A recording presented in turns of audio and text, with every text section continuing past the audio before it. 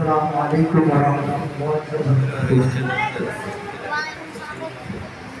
الحمد لله وكفى وسلام على عباده الذين اصطفى أما بعد. أعوذ بالله من الشيطان الرجيم. بسم الله الرحمن الرحيم. وإذ يرفع إبراهيم القواعد من البيت وإسماعيل ربنا تقبل منا إنك أنت السميع العليم. وقال رسول الله صلى الله عليه وسلم بني الإسلام على خمس: شهادة أن لا إله إلا الله وإقام الصلاة وإيتاء الزكوات والحج وصوم رمضان، أو قال عليه الصلاة والسلام. الحمد لله على শাম ছাত্র কাফেলা কর্তৃক আয়োজিত আজকের এই মাসিক বক্তৃতার সম্মানিত সভাপতি, ইনসাফের কলম হাতে বিচারক মণ্ডলী এবং আমার সামনে দূর দূরান্ত থেকে ছুটে আসা ধর্মপ্রাণ মুসলমান ভাইরা, সকলকে আমার অন্তরস্থল শুভেচ্ছা অভিনন্দন। আপনারা সকলে অবগত আছেন যে আলা শাম ছাত্র কাফেলার পক্ষ থেকে যে বিষয়টি আমাকে দেওয়া হয়েছে তা হলো হজের গুরুত্বপূর্ণ ফজিলত। আল্লাহ রাব্বুল আলামিন তৌফিক দান করে এর উপর কিছু কথা বলবো ইনশাআল্লাহ। বিশ্বনবী সাল্লাল্লাহু আলাইহি ওয়াসাল্লাম তার হাদিসের মধ্যে স্পষ্ট ভাষায় বলে গিয়েছেন, বুনিয়াল ইসলামু আলা খামসিন: শাহাদাতি আন লা ইলাহা ইল্লাল্লাহ ওয়া ইকামিস সালাত ওয়া ইতাইজ যাকাত ওয়াল হজ্জ ওয়া সাওম রমাদান। ইসলামের রুকন হলো পাঁচটি, তার মধ্যে অন্যতম একটি হলো হজ। হজ সম্পর্কে আলোচনা করতে হলে আমাদেরকে প্রথমে জানতে হবে হজের শাব্দিক ও পারিভাষিক অর্থ কি। হজ শাব্দিক অর্থ হলো ইচ্ছা করা, আর পরিভাষায় হজ করা হয় নির্দিষ্ট সময়ে নির্দিষ্ট কিছু আমলের মাধ্যমে মহান আল্লাহ রাব্বুল আলামিনকে রাজি খুশি করা। তাই তো আল্লাহ রাব্বুল আলামিন তার কোরআনুল কারীমের মধ্যে স্পষ্ট ভাষায় বলে দিয়েছেন, ওয়া ইয ইয়ারফা'ু ইব্রাহিমু আল-কাওয়াইদা মিনাল বাইতি ওয়া ইসমাঈল রব্বানা তাকাব্বাল মিন্না ইন্নাকা আনতাস সামিউল আলিম।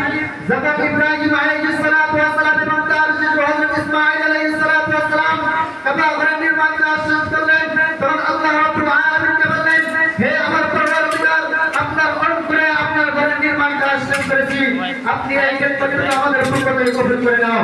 তখন আল্লাহ রাব্বুল আলামিন তাদের প্রতি সন্তুষ্ট হয়ে তাদেরকে বললেন, ওয়াদিন বিল হাজিল হাজ, হে ইব্রাহিম, তুমি মানবজাতির মধ্যে ঘোষণা করে দাও তারা আসলে এই ঘরের মধ্যে হজ করে।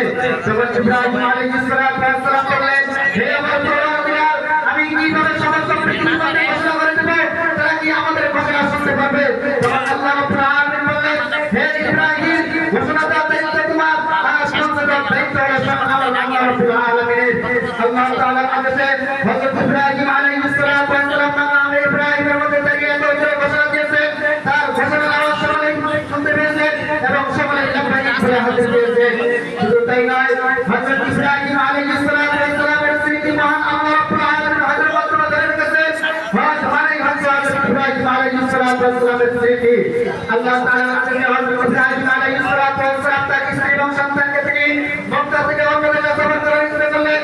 তখন তার স্ত্রী বললেন, ওয়াকানাত মাক্কাতা লাইসা ফিহা উশবুন ওয়ালা সাজারুন ওয়াকানাত মাক্কাতা লাইসা ফিহা বিরুন ওয়ালা নাহরুন।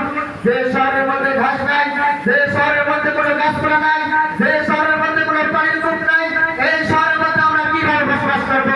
তখন আল্লাহ রাসূল হযরত ইব্রাহিম আলাইহিস সালাতু ওয়াস সালাম বললেন, এই সিদ্ধান্ত আমার নয়, স্বয়ং আল্লাহ রাব্বুল আলামিন আমাকে আদেশ করেছেন, আমাকে যেতেই হবে। তখন তার স্ত্রী বললেন, ওয়া আতা ইসমাঈল মারাতান ওয়া আরাদা কুফরান তাসকিমান।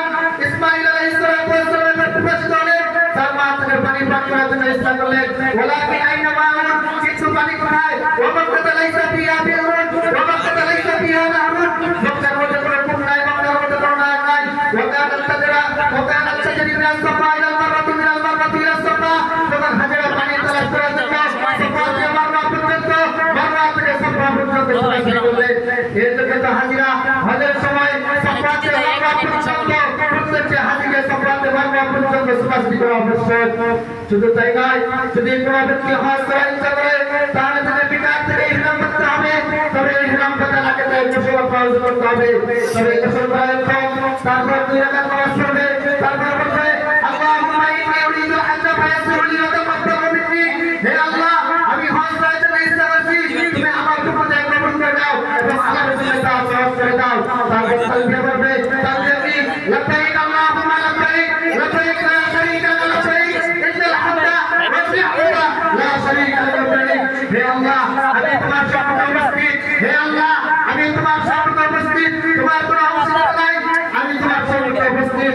এই কথা স্পষ্ট হয় যে যদি কোনো ব্যক্তি হজ করার ইচ্ছা করে তার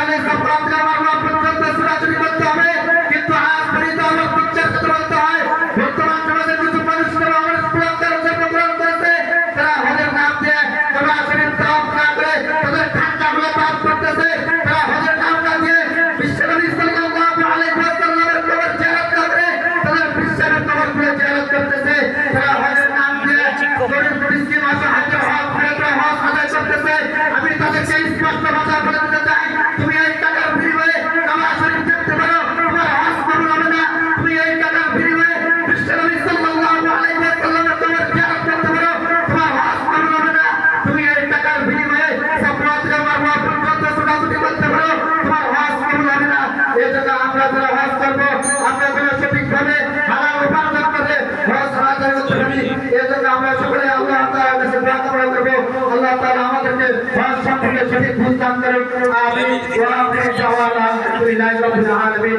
আসসালামু আলাইকুম ওয়া রাহমাতুল্লাহি ওয়া বারাকাতুহু